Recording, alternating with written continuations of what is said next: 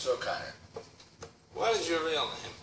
Malcolm X. Is that your legal name? As far as I'm concerned, it's my legal name.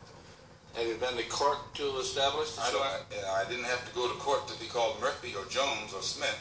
Excuse me for answering you this way. That's if all right. a Chinese person were to say his name was Patrick Murphy, you would look at him like he's insane, because Murphy is an Irish name, a European name, or the name that has a Caucasian or a white background. And a yellow person, Chinese is a yellow man, and he has nothing to do or no connection whatsoever with the name Murphy. And if it doesn't look proper for a person who is yellow or Chinese to be walking around named Murphy or Jones or Johnson or Bunch or Powell, I think it would be just as improper for a black person or the so-called Negro in this country, as we're taught by the Honorable Elijah Muhammad to walk around with these names. And therefore he teaches us that during slavery, the same slave master who owned us put his last name on us to denote that we were his property.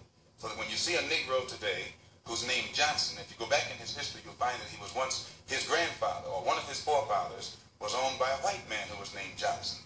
His name is Bunch. His grandfather was owned by a white man that was named Bunch. Would you mind telling me what your father's last name was? My father didn't know his last name.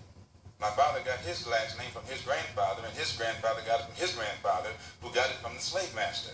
The real names of our people were destroyed during slavery. Was there any line, any point in the genealogy of your family when you did have to use the last name, and if so, what was it? The last name of my forefathers was taken from them when they were brought to America and made slaves. And then the name of the slave master was given, which we refuse. We reject that name today. You mean you won't even tell me what your father's supposed last name was or gifted last name was? I never acknowledged it whatsoever.